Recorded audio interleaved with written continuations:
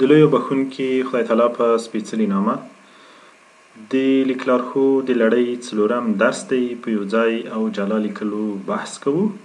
دوې کلمې په کار یو ځای ولیکو که جلا ولیکو. دغه دواړې بېلابېلې کلمې دي، کله یو ځای لیکل کېږي کله جلا لیکل کېږي. د نن ورځې په درس کې په همدې بحث کوو چې کله یو ځای ولیکو کله یې جلا ولیکو او کارونځایونه یې کوم دي. راځو درس ته. په کار په له کار د کار له کلمې څخه جلا لیکل. که په د سربل په توګه راشي له کار وروسته یې وروستربلونه هم راځي. یعنې کله چې په د سربل په توګه راغلی وي د کار له کلمې جلا لیکو. د په وروستربلونه کوم دي؟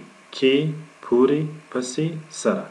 دا د په وروستربلونه دي چې د کار له کلمې وروسته راځي. که د کار په ځای بله کلمه وي له هغې هم وروسته همدغه وروستربلونه راځي. خو موږ دوې کلمې لرو چې یو په کار ده یو ځای لیکو او کله یې جلا لیکو. خو که دغه وروستربلونه د کار له کلمې وروسته راغلي وو په دې حالت کې د په کلمه جلا لیکو، ځکه سربل چې دی هغه له کلمې جلا لیکل کېږي. په دې حالت کې جلا لیکل کېږي. مثلا وایي زه په کار کې مصروف وم چې تا زنګ وکړ. په دغه جمله کې په دلته سربل دی، کار دلته اسم غلی او کې چې ده وروستربل دی.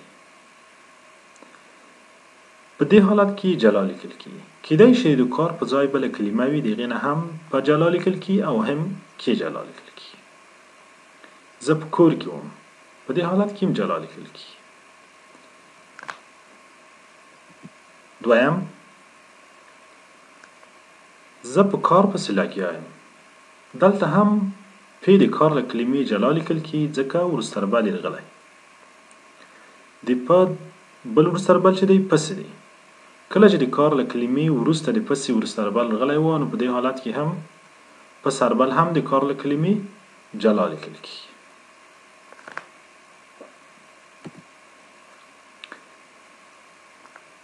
بله جمله ده زما په کار پورې اړه نه لري. دلته هم جلا لیکل کېږي. په د سربل په توګه راغلی، بیا کار غلی او پورې راغلی. پورې وروستربل دی. نو کله چې دا وروستربل راغله بیا موږ په د کار له کلمې جلا لیکو.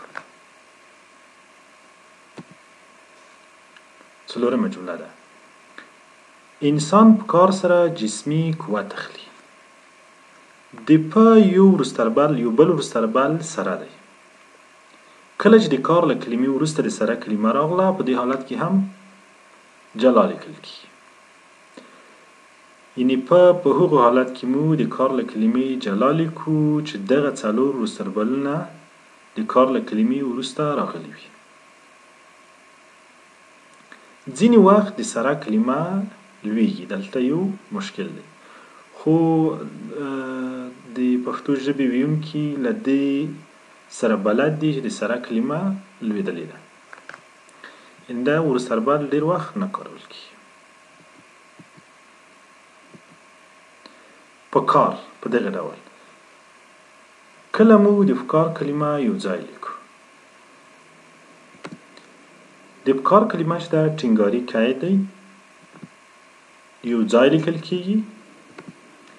خو هغه مهال یو ځای لیکل کېږي چې د فکار له کلمې هغه وروستربلونه چې مخکې بحث ورباندې وکړو وروسته نه وي راغلي. دا وروستربلونه نه وو راغلي. موږ پوهېږو چې د فکار کلمه چې ده دلته ټینګاري قید ده، یو ځای لیکل کېږي. مثلا په کار ده چې نور دندې ته ولاړ شو. دلته د فکار کلمه د ټینګار لپاره راغلې ده، وروستربلونه نه دي راغلي، یو ځای لیکل کېږي. احمد ته په کار ده چې کار وکړي. دلته هم د فکار کلمه د ټینګار په توګه راغلي، وروستربلونه نشته. موږ ته ښکاري چې دا کلمه څنګه وکړو؟ یو ځای ولیکو. بلال ته په کار ده چې له درغلۍ لاس واخلي. دلته هم د فکار کلمه چې ده ټینګاري قید دی، وروستربلونه نه دي راغلي. نو دغه کلمه موږ یو ځای لیکو. نور حالتونه یې مرسي لکه پکارېدل او پکاري، خو د هغې پر ځای ډېر وخت موږ اسانه لیکو چې کاري.